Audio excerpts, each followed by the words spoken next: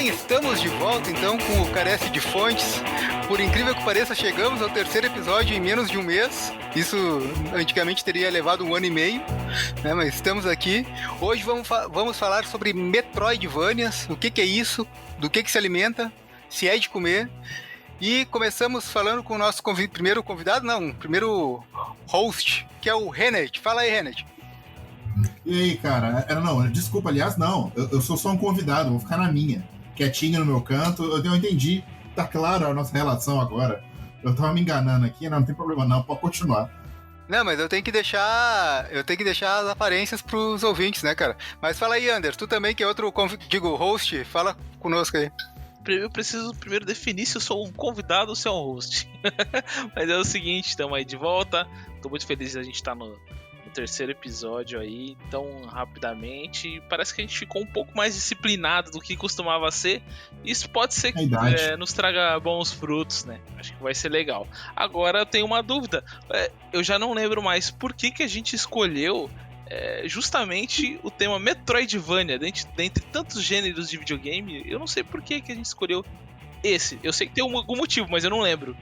A gente volta já nisso, mas primeiro eu quero compartilhar com vocês uma coisa muito especial. A gente tem o nosso primeiro e-mail de ouvintes. E isso é fantástico, porque eu não esperava que em tão pouco tempo alguém fosse escrever pra gente. E quem nos escreve pela primeira vez é o Carlos. Nosso grande ouvinte Carlos nos escreveu aqui. Eu não tô processando que o cara é inacreditável. Isso não é fake, eu vou ler pra vocês. Não é mentira, realmente tá aqui, realmente.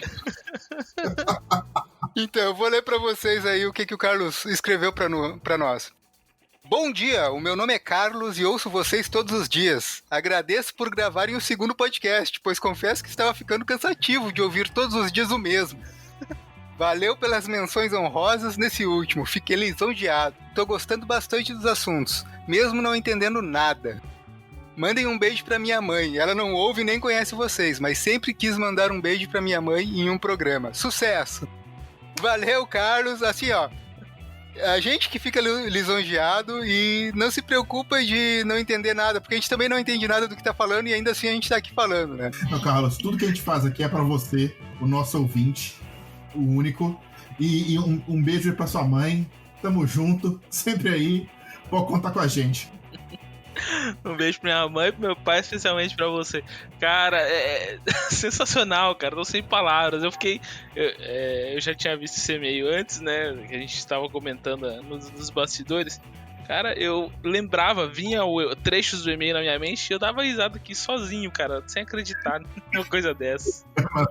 Então tá, valeu, Carlos. Fica aí o beijão pra senhora mãe do Carlos, um beijão, um abraço aí, Carlos, um abraço de longe, porque nesses dias é mais importante que seja de longe, o virtual tem mais valor hoje em dia. E vamos então direto, sem mais delongas, pro nosso assunto. O Ander perguntou por que a gente escolheu falar de Metroidvania? E eu respondo essa pergunta com outra pergunta. Renet, por que a gente escolheu falar de Metroidvania, já que foi tua sugestão? A resposta carece de fontes, tá? Mas eu digo que da minha parte, e foi eu que sugeri esse tema, confesso, é que eu queria uma desculpa pra falar de Hollow Knight. Era basicamente isso. O resto porque é só isso. Não tem muita outra coisa, não. Hollow Knight é um grande jogo, mas antes de tudo, vamos definir o que é um Metroidvania, do que diabos a gente tá falando quando a gente fala de Metroidvania. Algum de vocês sabe explicar isso? Carlos, o negócio é o seguinte. Metroidvania é um gênero de jogo onde você tem um mundo todo inteiro interconectado pra você explorar.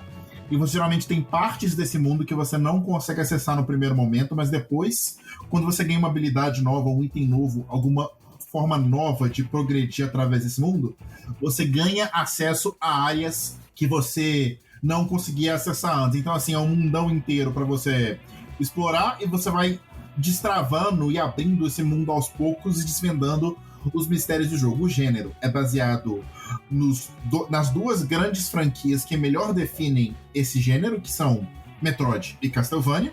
Pra quem aí nunca jogou videogames na vida, são dois jogos muito bons. E sendo que Castlevania, geralmente, você tá jogando um jogo, em quase todos, onde você tem que explorar um castelo. É um castelo gigantesco, o castelo do Drácula, você vai explorando esse castelo e descobrindo as coisas, e em Metroid você está explorando mundos alienígenas desconhecidos. E você é uma caçadora de recompensa solitária que está lá explorando o mundo, realizando sua missão. São os 2 jogos que melhor definem esse gênero assim. Segundo essa sua definição estrita aí, então o Ocarina of Time se enquadra na definição de Metroidvania. Pois é, eu tenho umas perguntas pra vocês aí sobre Metroidvania. A primeira coisa que me veio à cabeça quando eu tava pensando sobre isso, Metroidvania tem que necessariamente ser scroll lateral, tem que ser divisão lateral. Eu acho que sim, você não abre margem pra você colocar justamente esses jogos, como Zelda Ocarina of Time que eu citei, que também tem essa mecânica de você ir destravando áreas conforme você vai no seu progresso. O mundo tá todo ali, só que você tá vendo que ele tá ali, só que você não consegue acessar. Você precisa de um item, de uma quest, de alguma coisa pra acessar. E nós claramente sabemos que o Ocarina of Time não é um Metroidvania. Eu acho que todos os Metroidvanias, pra se encaixarem nesse quesito, tem que ter isso que o Renet falou e ser um game 2D scroll lateral. Eu acho que mais importante do que o 2D é o scroll lateral, cara. Porque se tu parar pra pensar só no 2D, por exemplo, o primeiro jogo Zelda já tinha essa mecânica. Inclusive, eu li em algum lugar que, eu não me lembro se foi pro Metroid ou pro Castlevania, que uma das inspirações foi a mecânica do primeiro Zelda de precisar achar um item para conseguir acessar uma determinada área, apesar de essa área já ser visível de antemão. Pois é, tipo assim, eu tenho um argumento contra esse argumento do Under de que Metroidvania tem que ser 2D. Apesar de eu achar esse argumento muito bom, existe Metroid 3D. E o Metroid, a série Metroid Prime, ela é Metroidvania.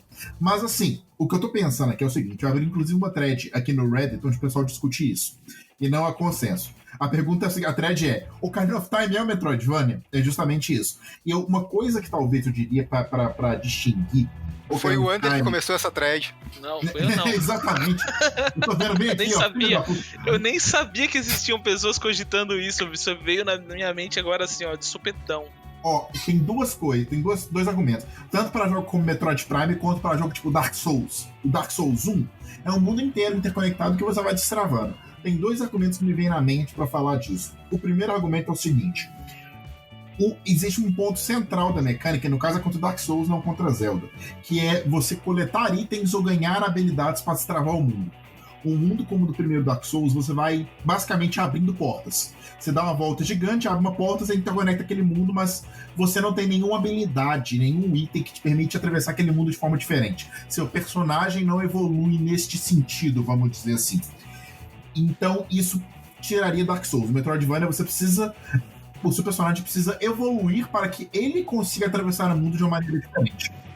Cara, em relação ao Dark Souls aí, tu tem que melhorar sim, tu tem que melhorar como pessoa, como jogador pra conseguir acessar os negócios. Cara, no meu caso eu pioro. No meu caso eu pioro como pessoa, cara, porque eu fico furioso. Nossa. Mas então, falando de coisa boa, Ocarina of Time, eu fiquei pensando a respeito disso também. Ocarina of Time, assim, ele tem esse aspecto de que você pega um item pra poder evoluir no mundo, sabe? Mas aí eu tava pensando nisso, eu tô tirando assim inteiramente da minha cabeça, que um Metroidvania tem como aspecto central a exploração do mundo. E eu sei que eu tô navegando por uma linha muito fina entre um argumento convincente e uma completa bobagem. Mas é que, por exemplo, no Ocarina of Time, você tem que ir para lugares, fazer coisas igual em qualquer Metroidvania, beleza. Mas no Metroidvania, no Metroid, por exemplo, o lugar é só uma desculpa. Você tem que ir. O ir que é interessante. No caso do Zelda, beleza, você passa pelo Hyrule Field para chegar na cidade. Mas o importante é a cidade.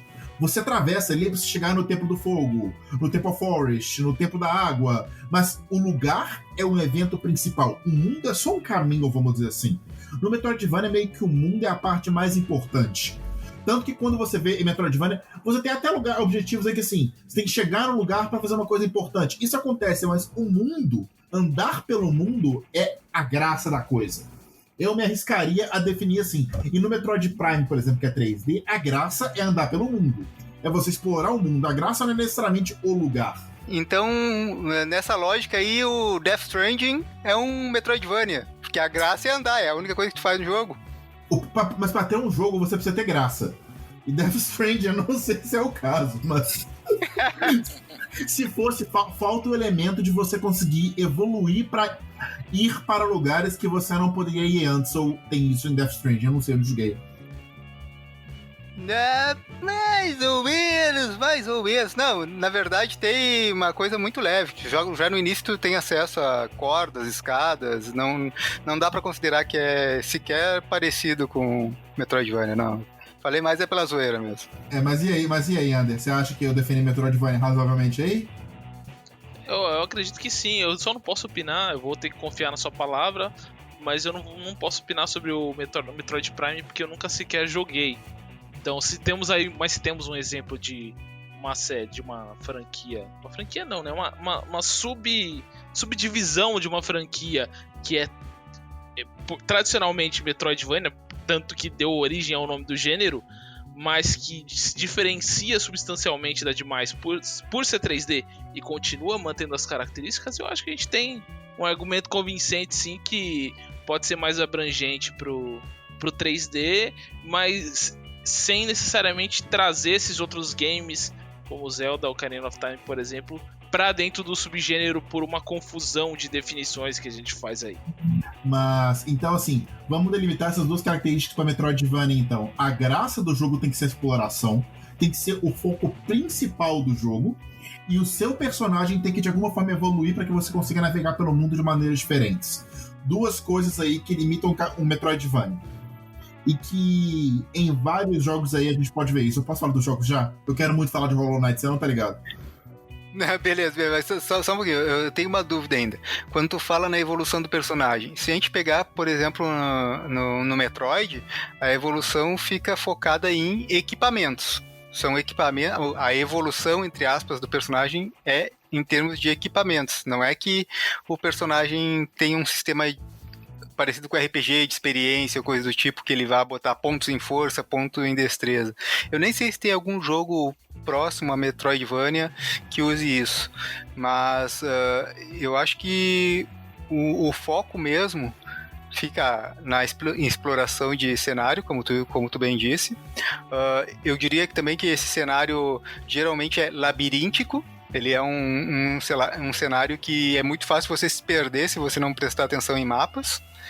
E a evolução do personagem se dá através de equipamentos. Isso, exatamente. O personagem pode evoluir ou ganhando uma habilidade nova ou ganhando um equipamento novo que permite ele atravessar. O ponto é que, assim, a forma de você navegar pelo mundo muda porque o personagem mudou de alguma forma. Seja ganhando mais itens ou fazendo alguma outra coisa. Não é porque você deu uma volta e abriu um caminho novo, sabe?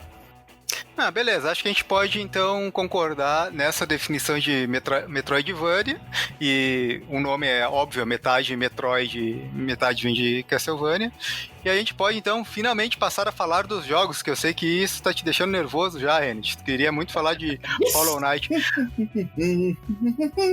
Mas assim, Hollow Knight, eu quero dizer que também tem um cantinho guardado no meu coração pra esse jogo, que esse jogo é excelente. E o Ander, eu não sei se jogou, mas se não jogou, jogue. Cara, eu joguei umas 3 vezes, assim, o começo.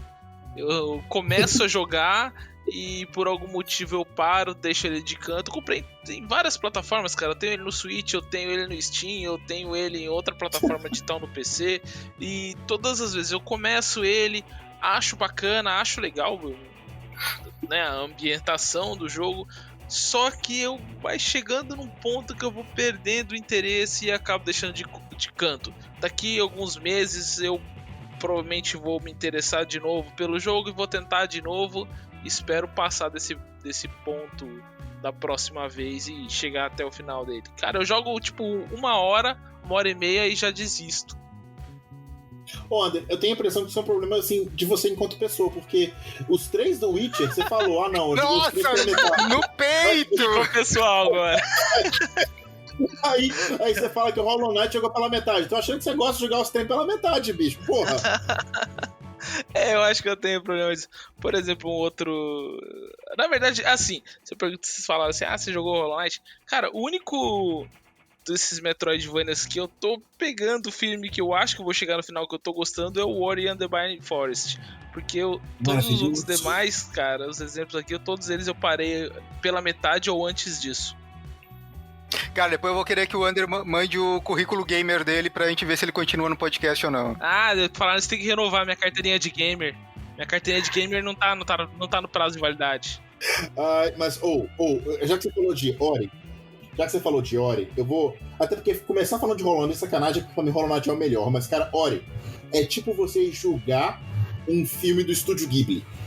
Que fez Viagem de Chihiro, que fez Túmulo dos Vagalumes, que fez Castelo Animado. Cara, o jogo é muito bonito. O jogo é super lúdico, parece um conto de fadas. E, nossa, que jogo bom, cara. Diz aí, Ander, você que joga o jogo e tá jogando mais que metade, o que você achou?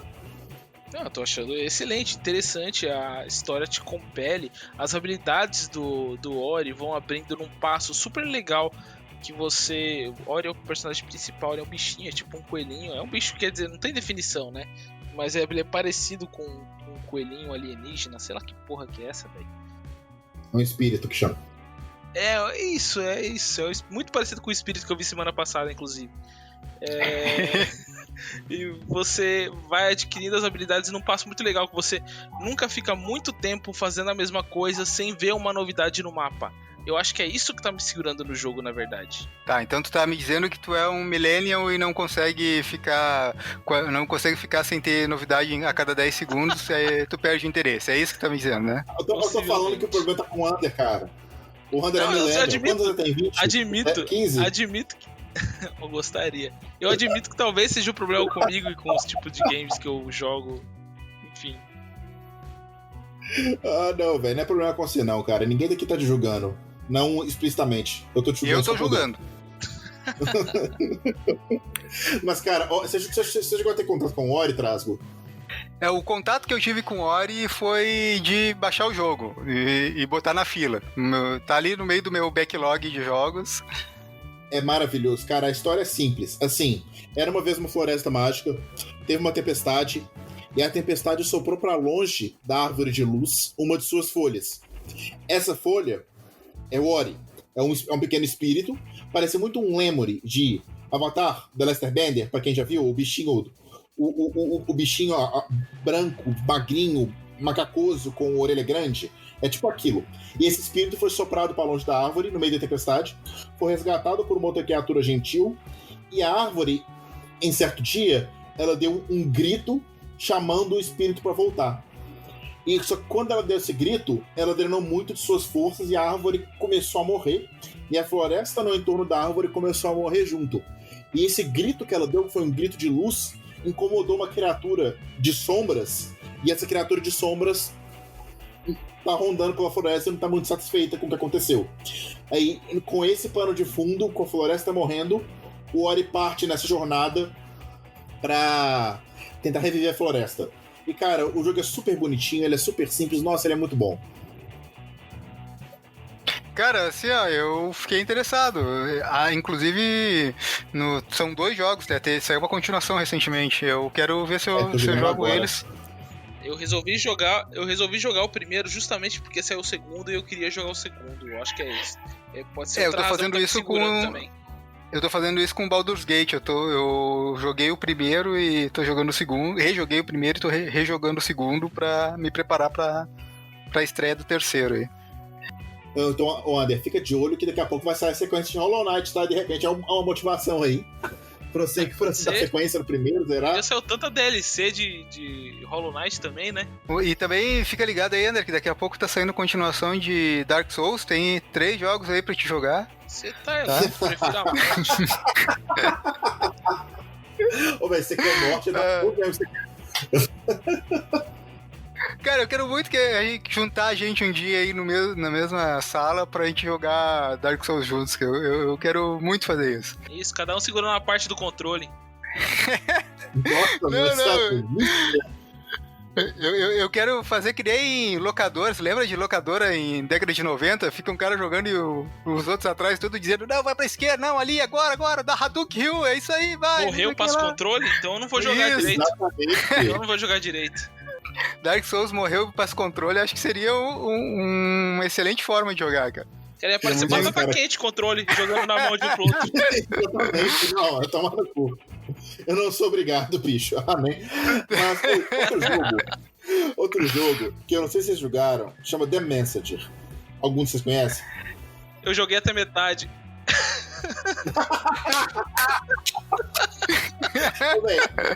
Quando virou Metroidvania, eu parei de jogar, cara. Mas isso aí eu nem te condeno. Mentira, eu te condeno sim. Mas ele fica um pouco chatinho. Mas é que o Demeter é muito interessante por causa do seguinte. Ele começa, Trasco, como um jogo plataforma indie 8 bits. Homenageando o Ninja Gaiden. Você é um ninja que chegar da esquerda pra direita até o final, matar o chefão, é nosso. Show de bola. Tem a fase de floresta, tem a fase de caverna, tem a fase de cemitério, tem a fase de água, tem a porra toda. Então é um jogo muito legal. Essa é a primeira metade do jogo. Você vai jogando, é maravilhoso, cara. Os diálogos do jogo são maravilhosos, cara. Eu joguei por causa dos diálogos. Ô, velho, é muito bom que eles na metade do jogo parou de ter diálogo. Não, é que a mecânica mudou, cara. A mecânica do jogo muda. É que acontece. A gente vai falar isso. Quando você chega no final do jogo, você zera o jogo, tipo assim, mata o chefão, só que o jogo não acaba. Acontece duas coisas muito interessantes. Exatamente. Uma coisa que é muito interessante e bem executada, e uma coisa que é muito interessante e não é tão bem executada, eu acho. A parte que é bem executada é o seguinte: você viaja pro futuro. E quando você viaja pro futuro, o jogo passa de 8 para 16 bits.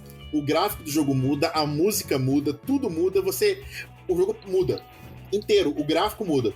E você passa a ter locais no ambiente onde você pode passar o jogo de 8 para 16 bits e isso muda o ambiente, abre caminho, fecha caminho. Então, assim, a ideia é super legal de você não só ficar viajando do passado pro futuro, quanto o jogo mudar de 8 para 16 bits. Isso é muito sensacional. A segunda parte, que não é tão bem executada, mas que vale mencionar pela inovação, é que o jogo deixa de ser uma plataforma e volta a ser Metroidvania. Por quê?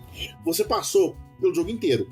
Agora você tem que voltar para as fases que você já passou, para você poder pegar itens novos, para você poder destravar novos caminhos e poder zerar o jogo de novo de uma forma diferente. E você vai abrindo novos caminhos agora que você pode passar do passado para o futuro e tal, e ele tenta transformar um jogo de plataforma no Metroidvania ali. E assim, não fica tão bem executado, eu acho um pouco enfadonho, mas é uma ideia muito interessante. Eu acho que se alguém conseguir explorar essa ideia um pouco melhor, talvez a própria galera que fez o The Messenger gerar uma sequência, eu acho uma ideia muito legal. O jogo começa com plataforma e vira um Metroidvania no meio do caminho, sabe? Parece uma ideia bem bacana mesmo, cara. Eu já vi em outros jogos essa ideia de mudar de 8 bits para 16 bits, para mudar de 16 bits para 32, voltar para 8, mas essa parte de transição de plataformer para Metroidvania eu acho que eu não vi em nenhum lugar. Pareceu bem interessante a ideia. E um outro jogo que eu preciso mencionar aqui de passagem, se algum de vocês conhece, chama Axiom Verge. Eu conheço o Axel Rose. É Metroidvania? Você jogou até metade? Mas, cara, esse jogo eu só quero passar de passagem porque ele é importante. Ele é importante, não é importante nem por nenhuma. Mas ele é interessante. Ele, gráfico 8 bits, mecânica assim, clone de Metroid e Super Metroid, é a mesma mecânica, tem um mundo aberto, um mundo alienígena, esquisito e tal. Só que o roteiro, ao invés de pegar uma ficção mais clássica que nem seria Metroid, o cara pegou um roteiro que parece sair da revista Pulp, sabe? Aqueles roteiro bizarro da quarta dimensão e do não sei o que, porque é um paradoxo e é esquisito. E os alienígenas do mundo, umas cabeças gigantes que ficam voando. O jogo é esquisito. É um Metroidvania bem competente, tem uma vibe bem alienígena, bem estranha. Eu recomendo jogar, eu só queria mencionar ele aqui pra ver se o Carlos já jogou de repente. Ele conhece, mas Axiom Verge é um jogo interessante. Não chama nem de legal, mas ele é interessante. Chama Axiom Verge? É. Cara, o roteiro veio inteiro de uma revista Pulp, cara. Cuspido escarrado. Ele é ficção científica da pior, melhor qualidade. Eu tô vendo imagens dele aqui, ele é bem diferentão mesmo, hein? Visual interessante. Nossa, bicho, o roteiro é bizarro. A música é interessante. O roteiro é esquisito. O level design é bom. Eu joguei até o final, muito pela exploração, que foi bem legal. É bem interessante, galera. Vale a pena experimentar. A foto clássica dele é o carinha pequeno em frente a uma cabeça gigante. É bem interessante. Interessante é a palavra certa. Eu acho que essa imagem eu já vi. Eu vou atrás desse jogo. Aposto que o Carlos viu também. O Carlos, ele sacou na hora. Tá, beleza. Mas agora eu quero falar um pouquinho sobre o último que a gente jogou, o que estamos jogando agora. Eu, pra relembrar um pouco Metroidvanias, fui jogar um jogo do 3DS, que é um remake do segundo jogo do Metroid, que saiu pra Game Boy. Eu quero. Metroid Samus Return. Cara, que jogo bom, velho. Que jogo bom. Fazia tempo que eu não jogava um Metroidvania. O último que eu tinha jogado tinha sido exatamente o Hollow Knight. E, cara, eu tava precisando de um jogo que é um jogo que é difícil. Não se engane, é um jogo bem difícil. Mas é prazeroso de jogar, cara, porque aquela dinâmica de fase é muito fluida. Tá, tu chegou num ponto que é um beco sem saída, mas tu sabe que voltando, indo em algum outro lugar, tu vai achar a habilidade que vai te permitir ir para aquele lugar lá, e aquilo ali fica na tua cabeça, e quando tu pega a habilidade, tu te lembra imediatamente de todos os pontos que tu já chegou e não conseguiu passar porque faltava exatamente aquela habilidade. E aí, pelo menos pra mim, dá aquela fissura de voltar correndo em cada um desses pontinhos pra ver o que tinha depois, e às vezes precisa de mais coisas ainda pra passar, mas enfim, que jogo bacana, cara. Se vocês não jogaram pro 3DS, cara, eu recomendo Metroid Samus Return. Eu quero jogar, cara. Cara, é um jogo muito bom, e assim, ó, é o melhor suco de Metroid espremido da melhor fruta de Samus Aran que tem, cara. Olha, é um jogo muito bom. Eu não cheguei a jogar os Metroids em 3D, né, da série Metroid Prime. Mas dos Metroids em 2D, cara, eu arrisco a dizer que foi o melhor que eu joguei. Melhor até do que o Super Metroid do Super Nintendo, que era o melhor pra mim até então. Cara, eu acho que tá nesse nível. Esse jogo tá na minha lista. Porque é aquele jogo que vai suave igual manteiga. Tipo, ele desliza. Você jogando, você passa, joga horas, você nem vê. Eu imagino, só imagino. E o jogo que eu tô jogando agora de Metroidvania é justamente a sequência de Ori. Ori and the Will of the Wisps. Que, cara, se amou Ori, é mais Ori. É maravilhoso. Eu tô começando a jogar agora, não tenho muito o que opinar, mas com o opinei, eu achei... O que eu tô jogando eu achei excelente. Tô muito afim de jogar. Tô esperando chegar o fim de semana, que durante a semana trabalha muito, não dá. Aí chega fim de semana, 60... Vai, nesse período de confinamento, a gente joga de 8 às 8, sabe? Nossa, tô gostando bem. E tu, Ander, tem alguma coisa que você tá jogando agora nesse estilo? Eu tô jogando Ori and the Blind Forest, é o primeiro, né, dos jogos, justamente pra chegar na história do segundo e acompanhar, porque pelos trailers eu fiquei muito interessado, achei muito bacana, pode ser bem legal o segundo. Eu falei assim, não, eu vou atravessar pelo primeiro, mesmo não sendo um gênero que eu tenho muita afinidade. E tá sendo uma surpresa bastante agradável pra mim. É esse que eu tô jogando, inclusive é o único que eu tô jogando no momento. Agora, deixa eu tirar um tempinho pra falar do jogo que, assim, 2019, o Spotify fez lá top 10 músicas mais ouvidas do seu Spotify. 7 das minhas top 10 eram desse jogo. Hollow Knight, cara.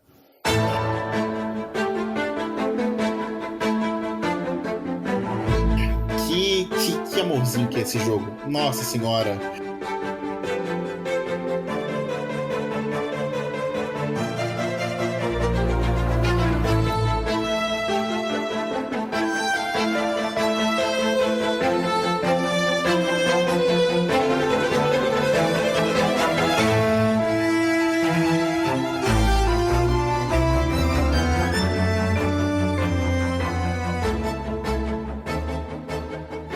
Mas então, Hollow Knight, cara.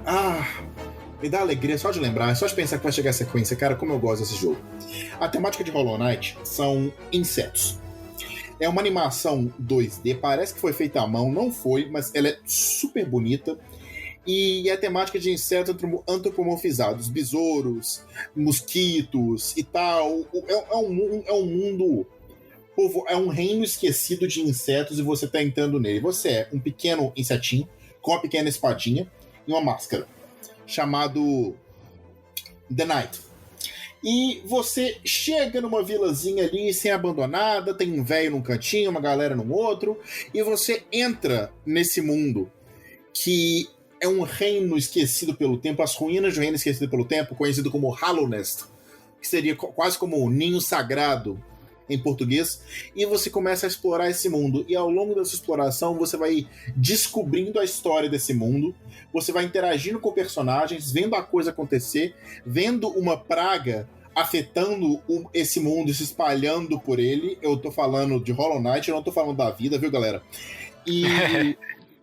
E é muito legal porque você vai vendo que você não tá nesse mundo por acaso, você não sabe, você tem um propósito nele. Você começa a interagir com todo tipo de coisa. É um roteiro, é uma exploração, cara, é um jogo sublime. E a trilha sonora fantástica, a melhor coisa pra trabalhar ouvindo, não tem. Nossa, eu posso falar desse jogo o dia inteiro, mas fala aí, Trágico, eu preciso respirar um pouquinho. O que você achou de Hollow Knight? O que você gostou dele? Cara, que jogo maravilhoso. Que jogo fantástico. A jogabilidade dele é excelente. A história é excelente. Os detalhes, os detalhes do gráfico, cara. Tu consegue ver vazando uma área no cantinho da tela para outra aí, já tá o gostinho do que tu vai ver ali mais pra frente, mas pode demorar horas pra te conseguir ir até lá ainda, porque te falta uma habilidade, te falta algum detalhe pra conseguir chegar lá. E o que eu acho incrível desse jogo é que ele não te limita pela dificuldade. Tem áreas que é impossível que tu passe, é muito difícil com a habilidade que tu tem agora. Tu precisa desenvolver muito mais o personagem pra conseguir passar aquela área, mas ele não te impede de ir até lá. Vai lá, te ferra, morre. E se for bom, vai. Dá os teus pulos, literalmente, né? Porque ele envolve muito puzzle. Posso dizer que é puzzle, né? Com pulos, de pular no momento certo, de desviar no momento certo. E uma coisa que eu acho muito bacana é a interação com o personagem, com o NPC, que é o cara que faz os mapas. Esse cara, o Corey, cara, ele é muito carismático pra mim. Assim, pra dar um pouco de contexto de como é que os personagens ganham tanta carga no Hollow Knight, além de eu pontuar a gameplay aqui que você falou, cara, a gameplay é perfeita, responde ao controle muito bem, ela é rápida no ponto certo. Nossa, velho, a gameplay é sensacional, mas no seguinte, o jogo não tem mapa, não te dá um mapa, certo? Você tá numa área em que você não tem mapa dela, e não é que na medida que você vai explorando, você vai abrindo o mapa, não tem mapa ponto final. Você tem que ir de memória, conhecendo o caminho. E você começa a andar, começa tranquilo, mas logo você fala, tá ficando ruim isso aqui. Não vai dar bom, não. Assim, até que você registra o que você passou, o mapa por onde você passou.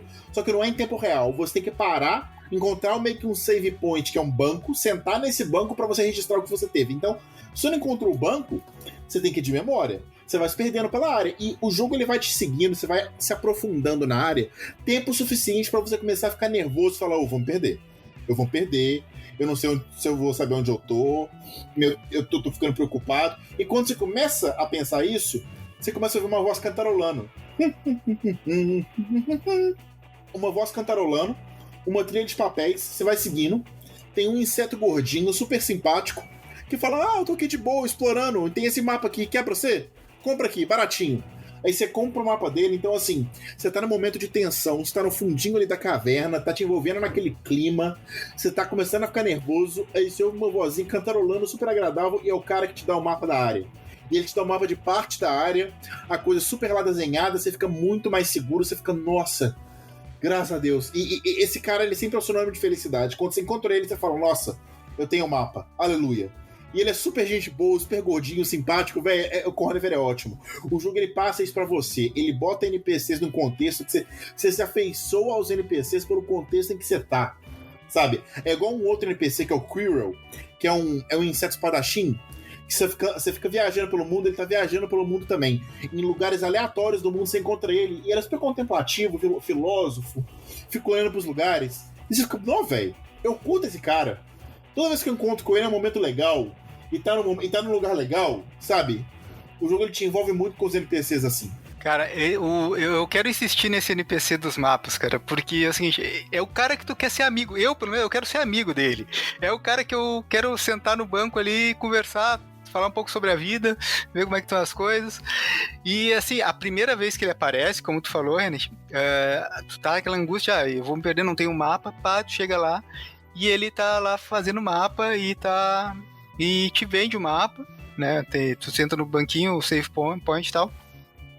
Mas o detalhe é as nuances que isso tem, cara. Ele é um cara que tá explorando aquilo ali que nem você. Só que ele tá explorando pra mapear e ele te pede ajuda pra mapear. Ele diz, pode completar o mapa aqui nos lugares que já passou, vai passando. E quando tu senta no banco, é realmente isso que tu faz. Tu senta no banco pra escrever no mapa e pra passar as informações das áreas que tu já explorou. E aí, efetivamente, essas informações passam a estar disponíveis no mapa. Isso é fantástico, porque é um detalhe que não precisava ter, mas acrescenta na história de uma forma tremenda, acrescenta na história de uma forma que faz com que a história se torne maior do que já é. E sem falar nada de diferente de lore, de falar do passado, daquilo. Não, é uma coisa simples, é uma mecânica do jogo que está sendo usada para contar a parte da história. Cara, e depois que tu encontra ele essa primeira vez,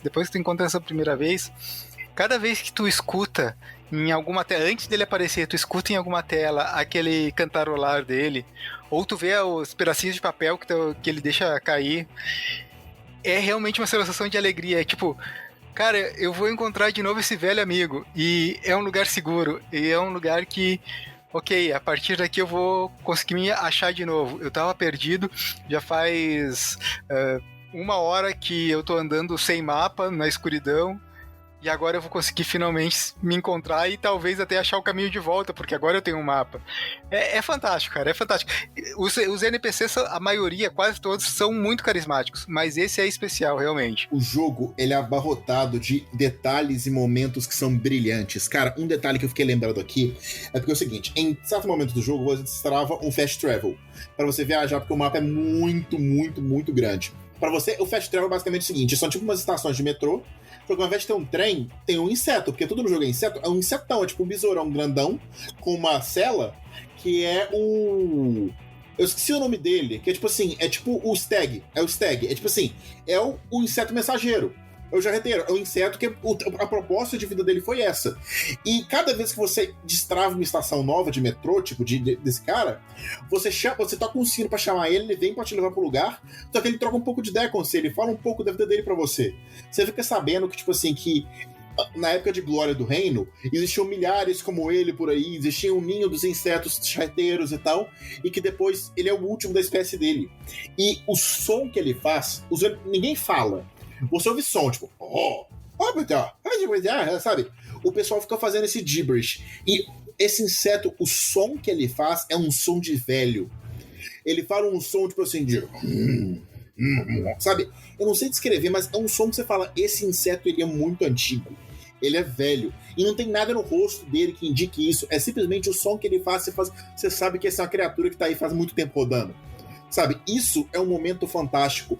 Outro momento que eu acho fantástico, em dado momento, você tá passando por uma área que é de uma tribo de dissidentes do reino de Hallownest, que é o reino principal. É a tribo dos louva-a-Deus. E você chega na área em que tem as líderes da tribo, que são as 3 irmãs líderes. E a tribo, ela é muito movida pelo combate e pela honra. Então, assim, em dado momento, você tá andando e você passa pela área onde as líderes estão sentadas. Elas estão lá sentadas te olhando. Se você passa e saca a sua arma, você aperta o botão pra saca a arma, seu insetinho saca a arma, baixa ela e vira para as líderes em desafio. As líderes levantam e a batalha começa. E começa uma das batalhas mais memoráveis do jogo, que é assim, se você não desafiar, elas não batem. E é possível, é difícil, mas é possível você... Eu acho que é possível você zerar o jogo sem nunca desafiar elas. Mas se você desafiar, é só quando você desafia elas que elas te enfrentam. E se você vence elas, elas se curvam pra você, te honrando. E a vila inteira dos louva-a-Deus passa a não te tacar mais, porque eles te respeitam agora. Porque você se provou pelo combate. O jogo é cheio de pequenos momentos assim que, cara, são fenomenais. De verdade.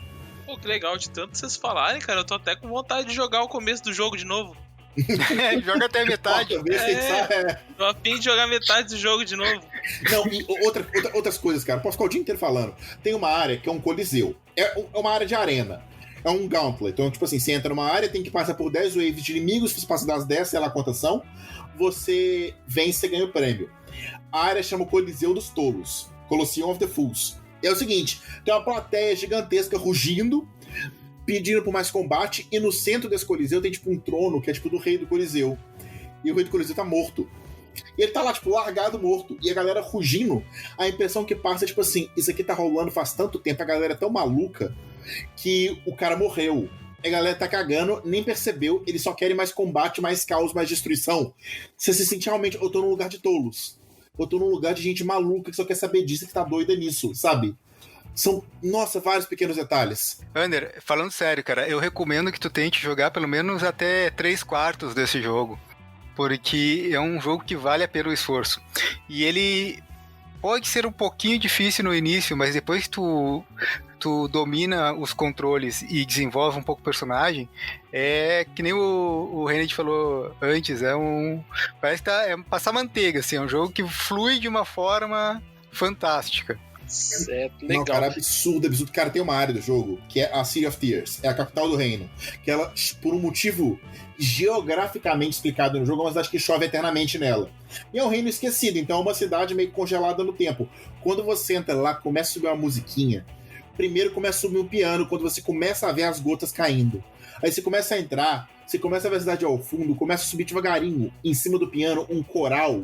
E quando você tá chegando no centro da cidade, começa a subir um coral forte, a música começa a te envolver. E, tipo, cara, a música transforma aquela cidade, aí você entra e você tá tipo, nó, esse lugar é impactante. E quando você vai entrar numa outra parte da cidade, que é a parte do Soul Sanctum, que é uma parte mais de decadência, de arrependimento, de amargura, a música da cidade começa a crescer, começa a entrar um órgão junto com a música da cidade, e a música começa a ficar um pouco dissonante, ela começa a ficar um pouco incômoda, porque você tá num lugar mais desagradável. Eu já assisti 3 vídeos de um canal que é muito bom do YouTube, que chama 8-Bit Music Theory. O cara fez 3 vídeos basicamente analisando as músicas de Hollow Knight. E esse tipo de detalhe que tá na música, que é muito bem feito, cara, é muito bom. Outra coisa, a última, antes de eu deixar o Alex falar, é que é muito legal. Por exemplo, você tá andando pelo jogo, e no momento você encontra um personagem. Uma personagem fêmea, você olha pra ela, você fala, uai, que é isso? Ela está andando. Você vai atrás dela. Aí você vê que ela tá te esperando, ela tá indo pro lugar. Aí quando ela te atrai pra um ponto, ela separa, e ela te desafia e você começa a lutar com ela. E quando você começa a lutar com ela, eu tive essa sensação. A música que começa a tocar é uma música de heroína. É uma música... E a música não é sua. A música é dela. Aí quando eu comecei a jogar, eu tive a sensação... Eu tô enfrentando uma pessoa, essa menina é uma heroína. Eu tô enfrentando uma heroína. Se eu tô enfrentando uma heroína, o que eu sou? Porque é que ela tá falando que não vai me deixar passar, que eu não vou poder fazer mal. O que tá acontecendo? Então, esses detalhes, cada pessoa percebe de uma forma, eu acho. Esses detalhes vão intrigando a gente de formas diferentes, cara. É um jogo riquíssimo. É um jogo de Kickstarter, inclusive, feito por 3 pessoas. Véi, nossa, fenomenal, fenomenal. Cara, isso é uma coisa que eu esqueci de falar antes, eu queria ter falado. É incrível que esse jogo tenha sido feito por 3 pessoas, cara. É um jogo que eu olhando assim, eu diria que ele é um jogo praticamente AAA. Sim, é um jogo de É um jogo de primeira escala, não seria um jogo indie. É legal ver que os jogos indie chegaram a esse ponto, porque é incrível. O Alex, de 5 anos atrás, não acreditaria que hoje em dia a gente teria isso, sabe? É muito, muito bacana mesmo. O cara, é bizarro, porque o jogo ele é polido de um nível que eu joguei, sei lá, 60 horas esse jogo. E eu nunca achei um bug. Uma coisa que eu achei mais ou menos mal feita, todas as áreas são super amarradinhas, a lore é super legal, a gameplay é muito encaixadinha, todo o jogo é extremamente bem feito, ao ponto de eu arriscar dizer que ele é o melhor Metroidvania dos últimos 20 anos. Ele é melhor, eu acho, que muito Metroid e muito Castlevania. E assim, é claro, é uma comparação um pouco injusta, porque se pegar um jogo que é de 2017, você espera que ele seja melhor que um jogo de 2009. Só que a gente sabe que isso é raro acontecer. Que tem clássicos que envelhecem muito bem, que envelhecem como um bom vinho, que são eternos, sabe? E apesar de vários clássicos eternos, eu não sei se alguém vai concordar comigo, é uma afirmação que eu acho que é forte, mas, cara, Hollow Knight é um jogo fantástico, é um Metroidvania que eu acho assim, se você tem um mínimo de gosto pelo gênero, você tem que jogar pra ontem. É fenomenal. De verdade. Cara, eu arrisco dizer que, pra mim, o Hollow Knight é o melhor Metroidvania que eu já joguei. E também. Independente de Metroid, independente de Castlevania, o Hollow Knight é o melhor jogo do gênero que eu já joguei. E, ó, Na opinião de excelente. vocês, qual é a melhor plataforma pra se jogar o Hollow Knight? Cara, tenha um controle na sua mão. Mas fora isso, pode ser no PC, pode ser onde você quiser, de verdade. Eu acho. Na minha opinião, ele é o jogo ideal pra jogar no Switch, cara. Pode ser. Eu sei que tu tem Switch, André. É um jogo pra te jogar, quebrar a cabeça às vezes em um ponto, desencanar, deixar por lá, deixar de lado, só desligar o Switch ali, depois, quando tiver com mais tempo, volta, joga a partir daquele ponto que tu tava jogando. Eu acho que ele é um jogo que ele não perde em nada estando no Switch. O controle é tão bom dele que eu acho assim, se você jogar com o controle na mão, bicho, essa é a obrigação que você tem. Joga com o controle na mão pra você aproveitar ele ao máximo. E assim, eu já joguei vários Castlevanias. Eu só não falo que eu acho que ele é o melhor Metroidvania de todos os tempos, porque eu nunca joguei Symphony of the Night. É uma falha no meu currículo, nem Super Metroid. Eu já joguei vários Metroids, uns 4, 5 Metroids, uns 4, 5 Castlevanias, eu joguei Portrait of Ruin, eu joguei Dawn of Sorrow, eu joguei vários. Order of Ecclesia, eu tô jogando. Eu joguei vários dos dois. E eu, cara, na boa, o melhor de todos os tempos do gênero, pra mim, é Hollow Knight. Ele é um jogo, assim, cara, sublime. Eu puxei esse tema que eu queria falar isso dele. Eu queria falar isso em público pro mundo ouvir, porque esse jogo é fantástico, todo mundo tem a obrigação de jogar. De verdade. Ok, então fica decidido aqui que o tema desse podcast é Hollow Knight, não Metroidvania. Metroidvania é só desculpa. Exatamente. Ander, tu tem alguma coisa pra falar? Algum jogo pra trazer agora também? Cara, acho que não, porque Metroidvania realmente não é a minha especialidade. Eu nunca me atentei. Eu já tentei jogar no Switch agora, que tem, né, essa possibilidade de jogar os jogos antigos do Super Nintendo e tudo mais. Eu tentei dar uma chance pro Super Metroid original. Eu não sei se ele envelheceu mal, não sei se não é o estilo de jogo pra mim, mas, cara, não me fisgou, eu não consegui jogar legal, não consegui jogar bacana. Até por isso eu acho que eu tenho um pouco de preconceito com esse gênero, porque, cara, não é algo que me atrai. Vocês falando do Hollow Knight, beleza, é bacana, mas quando eu jogo, esse sentimento de ficar perdido, pra mim, ele é enfadonho. Ele não me empurra pra frente do jogo, ele me faz querer desistir, ele me causa efeito contrário. Eu não sei se eu tô indo com um mindset errado pro jogo e por isso que ele não me atraiu, porque eu reconheço que ele é bom, mas ele é um jogo, pela minha experiência pessoal, ele me parece ser um jogo de nicho, e eu não estou inserido nesse nicho. Jogando as vezes que eu joguei e desistindo, todas as vezes que eu desisti, eu cheguei a essa conclusão. Posso estar errado. Tomara que eu esteja errado. Isso é uma discussão interessante, porque assim, o que vocês buscam num jogo? E essa pergunta é menos filosófica do que parece, porque, por exemplo, eu vou falar uma coisa que me absorve muito do jogo, dois pontos que são muito importantes para me interessar por um jogo, que assim, eu não busco isso ativamente, mas eu constato que todo jogo que me interessa tem isso. O primeiro ponto é que a gameplay tem que estar certa. Se ela for difícil demais, é frustrante demais. Se ela for difícil de menos, ela é boring, ela é chata. Então a dificuldade do jogo tem que ser certa. Só que eu tenho, para mim, isso é muito pessoal, uma coisa que me atrai muito em muitos jogos é o fator mundinho. É a imersão.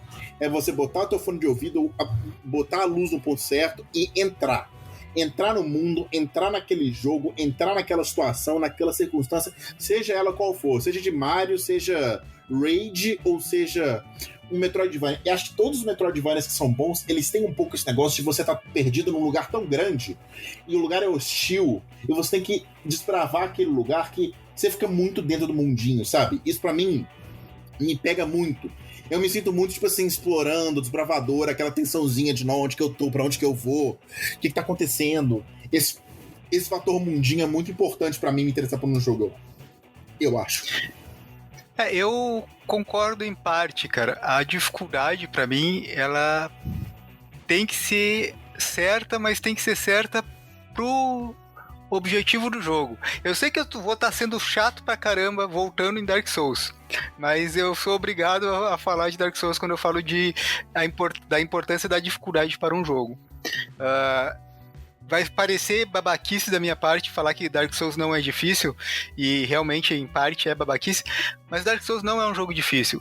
Ele é um jogo que tem uma dificuldade extrema até você entender do que o jogo se trata e entender do que se trata aquela jogabilidade.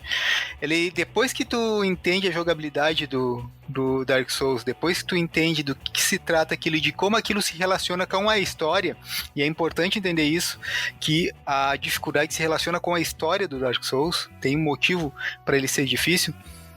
Depois que tu entende isso, depois que tu entende a mecânica, o jogo passa a ser quase um jogo de ritmo. Tu entra no mundinho e tu entra no ritmo daquele mundinho e tu aperta o botão no momento certo, tu desvia no momento certo, tu defende no momento certo, contra-ataca no momento certo, ritmicamente. Então, até nos chefes mais difíceis. Então, a dificuldade do jogo, o jogo pode ser difícil, ele pode ser extremamente difícil, mas pra mim, ele tem que justificar essa dificuldade. Eu acho que o jogo tem que ter uma dificuldade na medida certa. Mas a medida certa não é pra mim ou pra minha habilidade. É a medida certa para aquilo que o jogo se propõe e o que ele quer passar. Certamente. Tá? Então, eu acho importante frisar isso. E eu acho essa uma discussão muito válida. A gente pode até estender em outros podcasts, outras edições, o que atrai cada um de nós para um jogo, ou para um livro, ou para uma série, o que faz com que aquele objeto te fisgue, né, e faça tu entrar para dentro do mundinho. Eu acho isso uma discussão muito interessante também. Com certeza. E também eu quero frisar, o Renan falou, todo bom Metroidvania. Eu quero que fique bem claro, existem Metroidvanias muito ruins, que não valem a pena. Sim. Não vale nem a promoção de 99% de desconto que às vezes aparece nas lojas do Steam, do Switch, coisas do tipo. Tem jogos Metroidvanias que são muito... Tem jogos Metroidvanias que eu larguei, não foi nem na metade, foi nos primeiros 10%, porque não dava pra aturar. Então tem que ficar bem claro. Talvez por a gente ter ufanizado tanto o Hollow Knight tenha ficado a impressão de que todo Metroidvania é bom. Não. Existe, a gente falou de Metroidvanias excepcionais, né? E outra coisa, Ander, tu falou que talvez seja um jogo de nicho, e esse não é tão nicho. É possível, ele realmente é um jogo de nicho. Quando a gente fala de shooters, é um jogo de nicho, o nicho shooters. Sports é um jogo de nicho, sports. Esse não é meu nicho, eu dificilmente vou jogar um jogo de esporte. Mas quando eu digo nicho, é no sentido de ser um público muito mais restrito do que no mainstream. Jogos de tiro, jogos de esporte, beleza, agradam uma parcela dos gamers, mas é uma parcela muito ampla, eu diria dominante, né? Quem não gosta desses jogos acaba sendo a exceção. Agora, no caso dos Metroidvanias, quem é adepto a jogar Metroidvanias, me parece que é a minoria das pessoas que se encaixam dentro do conceito de game. Tá, esses dados tu tirou de que fonte? Tá aí o nome do nosso podcast. Mesmo que eu não tenha nenhuma fonte pra embasar essa minha afirmação, vocês discordam dela? Eu não sei. Eu careço de fontes pra poder comentar a respeito. Eu não sei o quão de nicho Metroidvania é. Eu não tenho essa percepção tão clara. Talvez eu tenha um viés porque eu gosto muito. Então, todo jogo tá dentro do meu radar. Deixa o Carlos responder essa pergunta. Cara, a gente falou muito de Metroid, a gente falou muito de Hollow Knight e a gente falou muito até de Dark Souls. Mas a gente não falou muito de Castlevania. O que vocês têm a falar sobre Castlevania? Eu gosto pra caralho. Assim, de novo, a experiência que eu tive com os Castlevanias que eu joguei tinham toda essa temática. Você tem que explorar o castelo do Drácula. E é sempre uma temática, assim, de uma fantasia sombria com todo tipo de inimigo. Por exemplo, tipos de inimigo que aparecem em Castlevanias. Aparecem, assim, sucubos, lobisomens, animais, morcegões, quadros, palhaços do mal, sabe? São áreas temáticas com todo tipo de inimigo super criativo e diferente, seguindo essa temática medieval estranha. E a gameplay é legal. A gameplay é bem legal. Você vai conseguindo habilidades novas e vai conseguindo atravessar o castelo com essas habilidades novas. Você vai interligando ele. Você tem inimigos clássicos. O roteiro é divertido. Ele é um jogo mais... Como é que eu digo? Ele é menos sombrio e menos misterioso que jogos como Metroid ou Hollow Knight. Ou assim, ele é um jogo mais explícito. O jogo é aquele ali. É o castelo, a galera do mal, e você vai. Então, o tipo de diversão nele é um tanto diferente, eu acho. Só que ele tem um quesinho sombrio que é bem legal. Os inimigos são muito legais. A gameplay geralmente é boa. Um jogo, o Bloodstained, que é uma franquia que o criador de Castlevania criou, via Kickstarter, depois que ele saiu da Konami, é uma franquia bem legal, que pega bastante desse espírito de Castlevania, de você explorar uma área e tal. Trilhas sonoras fenomenais. Gosto muito. Gosto. Cara, o único Castlevania que eu joguei foi o do Nintendo 64, que eu acho que não é um Metroidvania, né? Cara, é o que eu ia dizer agora, cara. Não, eu quero dizer uma coisa. O que eu tenho pra dizer de Castlevania é que os primeiros Castlevanias não eram Metroidvania. Capaz que não. Vou repetir pra que o Carlos entenda bem. Os primeiros Castlevanias não eram Metroidvanias. Eram só jogos de scroll lateral. Eram jogos 2D de plataforma. Só isso. Bem legal. Foi a partir do Symphony of the Night, acho que é do PlayStation, que ele começou a ter essa mecânica que ficou conhecida, consagrada como Metroidvania. Os dois que eu joguei assim faz um tempo, mas que me marcaram muito.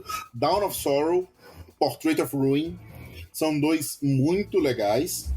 E tem esse fator mundinho, tem esse fator de você estar seguindo, é sempre assim. Tem o Drácula, que de tempos em tempos ele revive, o castelo dele ressurge, você tem que matar ele. E tem a família dos Belmont, que é uma família que a linhagem dos Belmont mata o Drácula todas as vezes. E cada jogo tá numa circunstância diferente. Em dado momento, a família dos Belmont tá em glória. Em dado momento, a família dos Belmont tá em ruína. Em dado momento, nem tem a família dos Belmont mais. E você tá jogando com a família, tipo assim, do primo, sabe? Que é outro sobrenome, mas que é o último descendente sanguíneo dos Belmont, que herdou o chicote, matador de vampiros. Então, assim, tem esse fator que é bem interessante, e eu perdi o fio da meada, eu não lembro como é que eu comecei a falar essa frase. Ok, mas acho que Castlevania a gente pode guardar na manga como um assunto para um podcast falando sobre os jogos e a série da Netflix, Com que certeza. eu não sei se vocês já assistiram, Eu mas assisti é uma metade. série... Olha, o que eu vou te dizer, cara? Pra fechar, se os senhores não tiverem outros jogos, eu queria só mencionar rapidamente dois jogos que eu acho que se encaixam no Metroidvania e se encaixam em Dark Souls também ao mesmo tempo. Que é o Dead Cells, certo? O Dead Cells e o Salt and Sanctuary, eu não sei pronunciar isso, Sal e Santuário. Esse eu não conheço. Nem eu. Deixa eu olhar aqui. Os dois são o mesmo estilo, tá? O Salt and Sanctuary, ele é um estilo visual mais retrô do que o Dead Cells. Mas o estilo de jogo é o mesmo. É transportar o feeling, o sentimento de Dark Souls para dentro de um estilo Metroidvania, com scroll lateral, plataforma lateral, avançando fases, avançando áreas, avançando áreas que ficam acessíveis conforme você desenvolve novas habilidades. É um que... o Dead Cells, eu quero jogar, e o Dead Cells, além dele ser Metroidvania, ele é um roguelike, né? Roguelike é assim, Também. Eu acho que ele é Isso é muito muito- mais roguelike do que Metroidvania. Enfim, roguelike é outro tema que eu acho que a gente tem que gravar com certeza. alguma coisa. Então, eu não quero me aprofundar muito nesses jogos, eu só queria citar eles porque são dois jogos que eu gosto bastante. Salt and Sanctuary, eu tô olhando as imagens aqui, tô gostando do feeling, é bem sombrio, eu gosto de fantasia medieval sombria. Eu acho que tu ia gostar, Renet, é um estilo de jogo que acho que ia te agradar. Tem minha cara mesmo, vou te dizer. Mas o importante é que tem saúde, né, cara? Mas enfim, agora Filho da puta. eu quero lembrar o Carlos que o nosso e-mail continua sendo contato@carecedefontes.com.br.